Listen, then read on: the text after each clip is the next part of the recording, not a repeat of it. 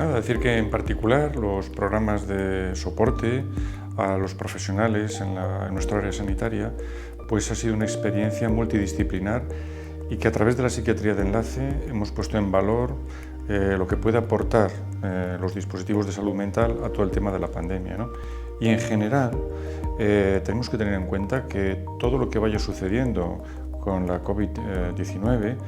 va a requerir también en paralelo una atención en salud mental, en los momentos agudos y en los momentos de valorar las secuelas o la rehabilitación que requiera o los programas para recuperar o para prever problemas de salud mental más graves en la población, ¿no? Volviendo a lo particular, en Galicia, el Plan Gallego de Salud Mental y las recomendaciones de la Organización Mundial de la Salud es una oportunidad que no debemos perder para ponernos a la vanguardia en Galicia a nivel del territorio nacional